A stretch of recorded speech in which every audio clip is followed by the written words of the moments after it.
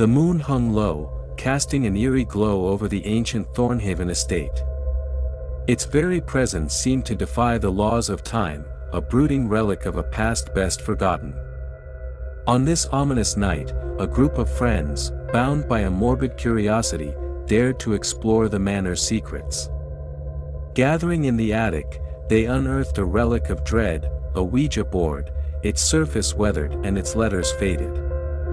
As their fingers touched the planchette, the air grew heavy, and an unsettling tension settled in their hearts, mirroring the storm outside. "Are we really going to do this?" Mark's voice quivered as he traced his finger over the letters. "Come on, it's just a game," Alex reassured. His attempt at confidence faltering in the face of the board's ominous energy. Placing their fingers on the planchette, they tentatively asked a question. As it began to move, a collective shiver ran down their spines.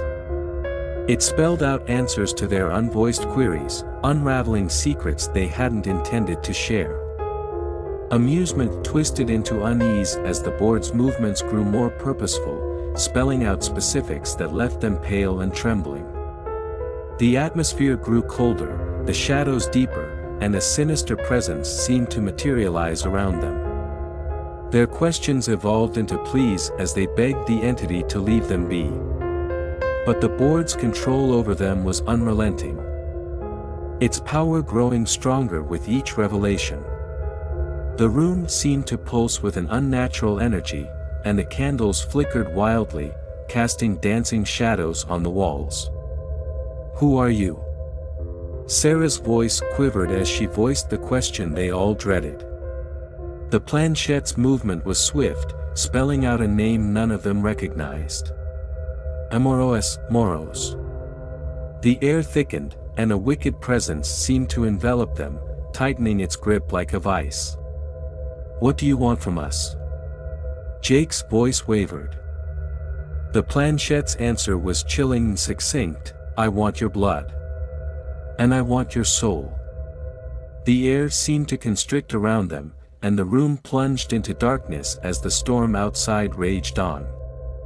Their desperation surged as they implored the entity to leave, but their pleas only seemed to fuel its power.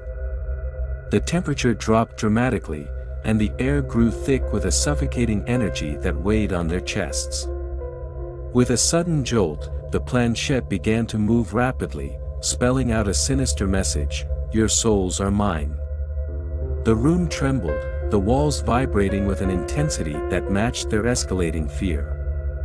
A guttural scream tore through the air as Sarah's body convulsed.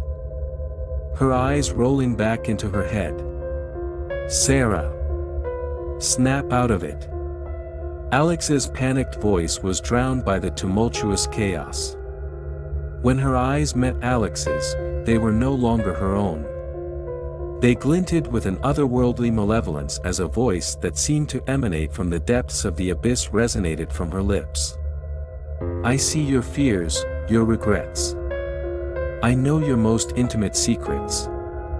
Her voice was a chilling mockery of Sarah's usual warmth. Alex's heart pounded as the entity revealed his deepest, darkest fears, fears he had never shared with anyone. His mind felt like an open book, its pages flipped through by an uninvited and sinister force. With a surge of determination, Alex wrested the planchette towards goodbye. The room quaked, as if the very walls protested the entity's expulsion. Sarah crumpled to the floor, her body trembling as the entity's grip was released. Rushing to her side, they found her disoriented and confused, with no recollection of the horrors that had transpired. They abandoned the Ouija board, its malevolent power a reminder of the darkness they had invoked. Days turned to nights, and the friends were tormented by nightmares and chilling occurrences.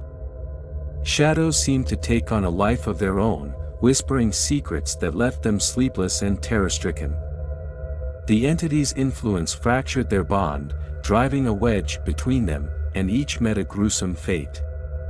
Sarah's once bright eyes dimmed as she succumbed to madness, her screams of terror haunting the manor's halls. Mark, consumed by an inexplicable rage, met a violent end, his own hands turning against him.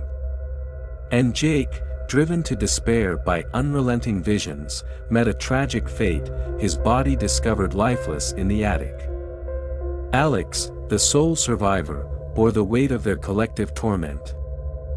The entity's influence lingered, an incessant whisper in the corners of his mind. It spoke of revenge and chaos, and as the Thornhaven estate stood in silent testimony to the horrors it had witnessed, Alex's sanity began to crumble. The attic remained untouched, a sanctuary for the Ouija board, but its haunting evil lived on. It whispered secrets that danced in the air, a reminder that some doors should never be opened, for the echoes of horror they unleash can never be silenced.